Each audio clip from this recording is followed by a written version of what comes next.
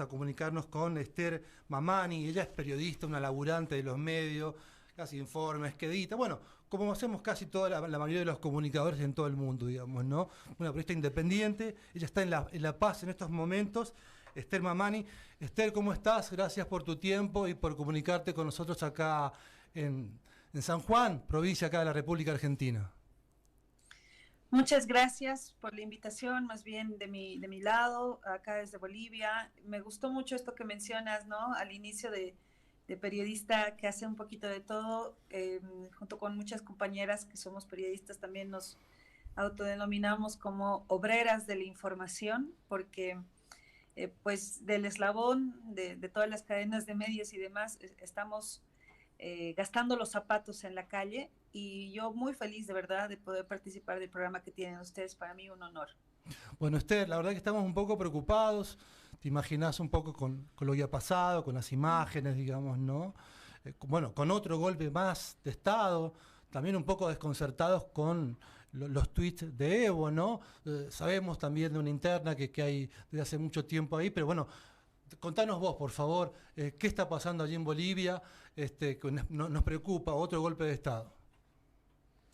Bien, bueno, el pasado miércoles 26 de junio, como ha circulado alrededor del mundo esta información, primero hubo movimientos irregulares de militares, ¿no? Que cerca de la 1 de la tarde, hora boliviana, empiezan a llamar la atención de la población porque evidentemente no es nada habitual que veamos tanquetas, que veamos un despliegue militar en calles. Lo habitual es ver despliegue de policías, patrullas, probablemente un operativo policial o cualquier otra situación relativamente cotidiana. Pero ese miércoles 26 de junio, como a la 1 de la tarde, ya desde las 12 quizás del mediodía, esos movimientos que en ese momento eran irregulares, movimientos militares, llaman después la atención cuando se dirigen a un espacio políticamente hablando casi sagrado, ¿no? Como es la Plaza Murillo, acá se le llama el kilómetro cero, que es el punto de partida para la construcción de la sede de gobierno, que es La Paz.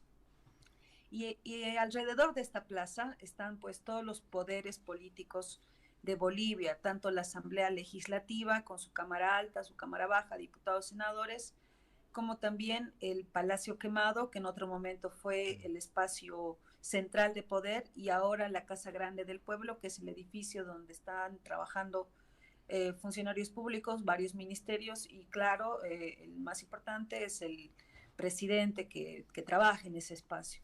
Entonces, esos movimientos irregulares, una vez que aparecen en la Plaza Murillo, en este espacio que yo les menciono, obviamente se tornan ya no en una cuestión simplemente de que esto es irregular, sino ya revisten esa gravedad de golpe de Estado, como se ha estado informando desde ese 26 hasta hoy 5 de julio, en que obviamente muchos discursos han surgido alrededor de lo que pasó ese día. Algo que nos llama mucho la atención como periodistas, colegas, es que evidentemente acá la pelea que existe entre dos fracciones del movimiento al socialismo, este movimiento que por muchos años se encuentra en el Palacio de Gobierno, en el poder boliviano, es que la división del movimiento al socialismo es muy marcada entre quienes apoyan a Luis Arce, actual presidente, y quienes apoyan a Evo Morales, expresidente de Bolivia, otrora aliado político de Luis Arce, ¿no?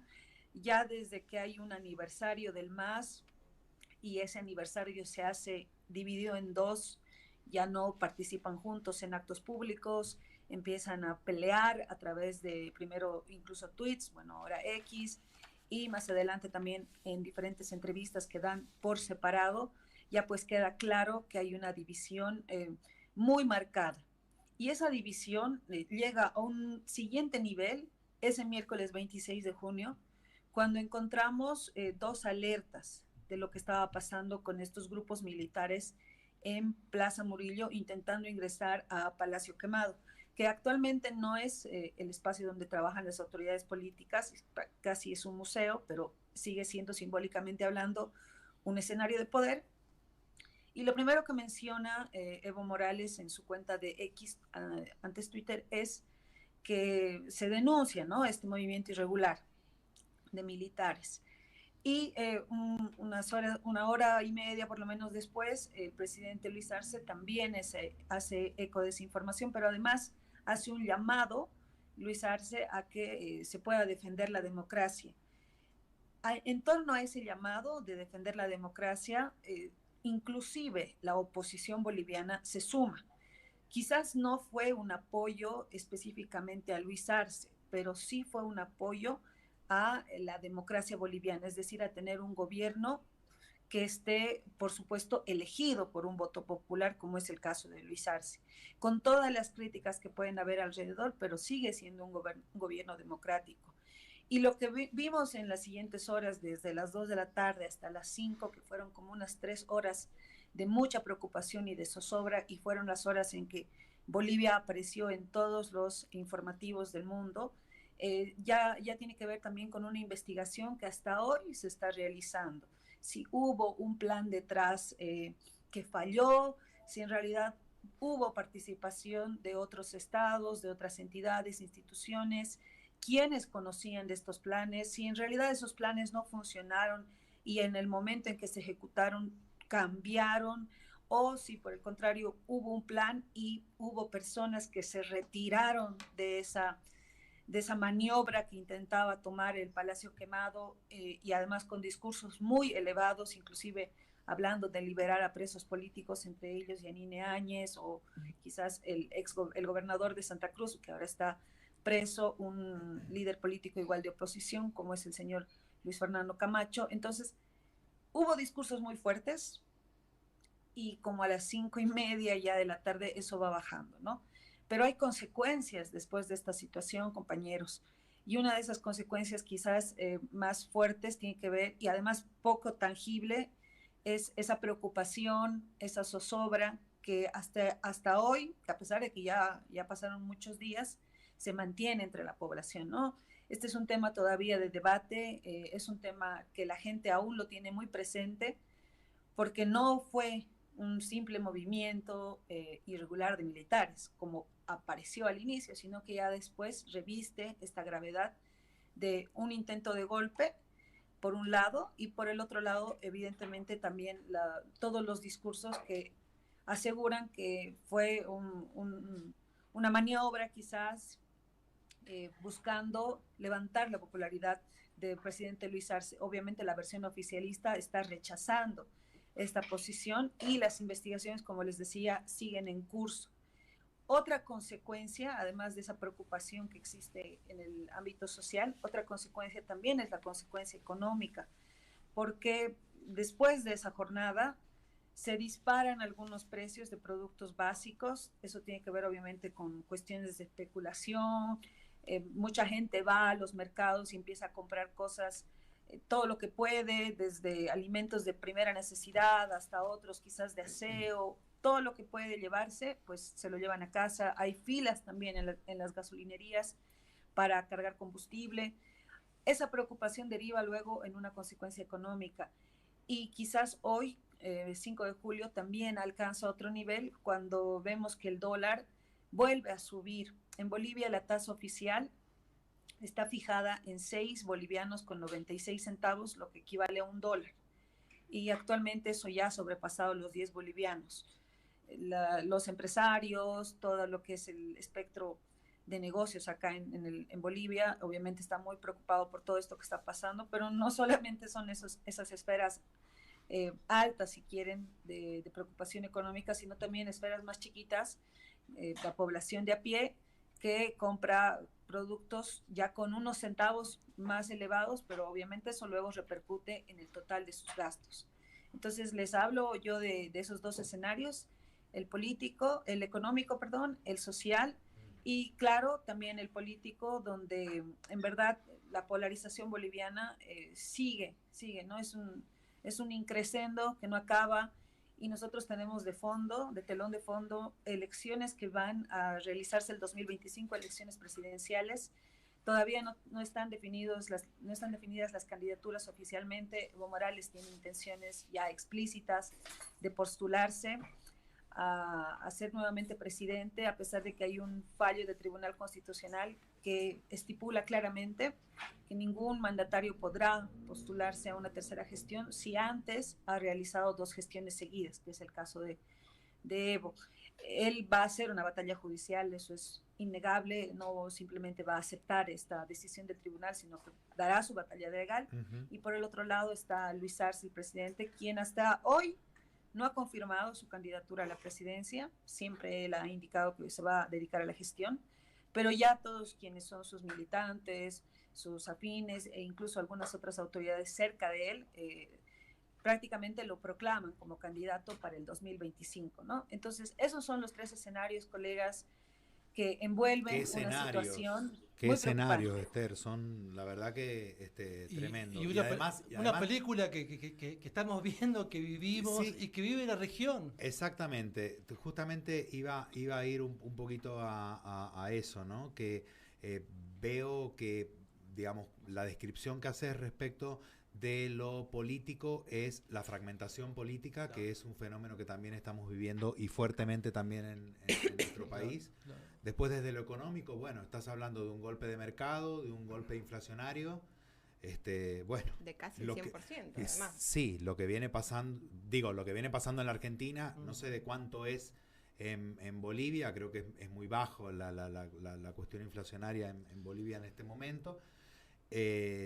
Pero bueno, ha habido un sacudón allí y después esta cuestión de lo que pasa con lo anímico, ¿no? De lo que pasa con la sociedad, de lo que pasa con la gente, esta incertidumbre, esta sensación de una especie de apocalipsis, ¿no? Pensaba,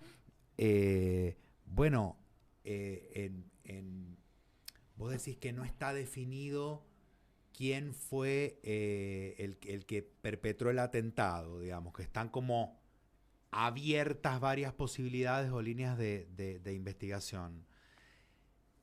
Pero los personajes que intervienen son los mismos personajes que intervinieron en aquel golpe de Estado que sufrió Evo Morales después de las elecciones.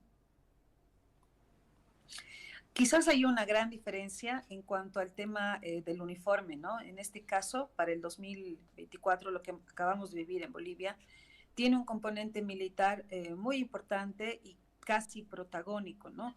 En cambio, el 2019, si bien las fuerzas militares han intervenido y han sido quizás las que han rebasado ese vaso de agua que inevitablemente iba a derivar en la salida del expresidente Evo Morales, no aparecen los militares en ese año hasta después de una revuelta social, ¿no? Hasta después de movimientos, maniobras que tienen otros componentes, desde políticos, población civil, agrupaciones y demás, pero los militares aparecen al final de ese camino, de ese trayecto, para cuando el ex general Calimán sugiere, porque es la palabra que utiliza, dice sugiero a Evo Morales retirarse, pero claro, no es lo mismo que te lo sugiera un civil, a que lo sugiera un militar y además el jefe de las Fuerzas Armadas de un país, ¿no? Pero los políticos son los mismos, digamos, Camacho, digamos, vos también hablabas de que se intentaba liberar a Yanine Áñez. Que liberaran, digamos, justamente a los responsables del golpe a Evo, que le costó la vida, por eso también a uno le cuesta entender un poco las declaraciones de Evo, ¿no? Y lo preocupante, compañera, de esta fragmentación, ¿no? Este avance de la derecha, ¿no? Esta cuestión, ¿no? de algunos dirigentes políticos que han sido importantes para la región, ¿no? En su momento, lo dice alguien que también milita, que ha militado en el campo nacional y popular, digamos, ¿no? Pero errores graves que han llevado a esta fragmentación, digamos, ¿no? Cuando se deja escuchar a las comunidades, al pueblo, que fue lo que le pasó el último tiempo a Evo, digamos, ¿no? Y la preocupación, ¿no? La preocupación del avance de la derecha, la preocupación, bueno, ya sabemos, ¿no? De los gringos y demás, que están atentos justamente a la riqueza de nuestros pueblos. Sí, el general, bueno, ex general ahora Zúñiga, hay una escena bien interesante cuando está en la puerta del Palacio Quemado, y aparece el presidente de Bolivia, Luis Arce, y tiene una conversación que no dura más de 2 minutos, pero es una conversación muy fuerte porque muestra cómo este ex general, no solamente habla de que va a tomar el poder, de que va a acercarse, va a ingresar a Palacio de Gobierno. De hecho, él dice, quiero entrar, y termina ingresando a fuerza de que una tanqueta estropea la puerta e ingresan. Pero también habla antes con los medios de comunicación, antes de aparecer con el presidente, sobre liberación de presos políticos. Evidentemente, Luis Zúñiga no da nombres, no dice tal cual persona, pero claro, al referirse a presos políticos hacemos la inferencia de que está hablando de estos personajes ya del 2019, ¿no? Que actualmente están con detención carcelaria. Los principales, Yanine Áñez, que tiene 2 procesos en su contra, uno por el antes de que Evo Morales salga de Bolivia, y el segundo caso que es ya cuando ella ejerce como presidenta de Bolivia. Y otro personaje que está involucrado es Luis Fernando Camacho, gobernador de Santa Cruz, que es una figura igual muy importante dentro de todo lo que pasó en 2019, que además confiesa por boca propia que trabajó, que hizo maniobras, acuerdos con jefes militares, y eso es algo que no es una conclusión de ningún analista, de ningún político, sino es algo que sale de su propia boca. Y en este caso, para lo que dijo Zúñiga, no solamente habló de esos presos políticos, como ustedes están recordando del 2019, sino también que habla de una especie de hastío o molestia que tendrían las Fuerzas Armadas y que quieren cambiar aquello, ¿no? Entonces, esos elementos obviamente despiertan también la susceptibilidad de sus propias declaraciones. Es decir, es un personaje, Zúñiga, que primero aparece realmente, si quieren, como de la nada, porque era un personaje que tenía bajo perfil. Sí hubo muchas denuncias en su contra, algunas de corrupción, hubo una que otra noticia en la que apareció, por ejemplo, que aparentemente no seguía la línea de ascensos militares, pero con todo y todo no era un personaje protagónico dentro de la esfera política boliviana ni nada. Era un personaje que cumplía una función dentro de las Fuerzas Armadas que no tenía un gran protagonismo.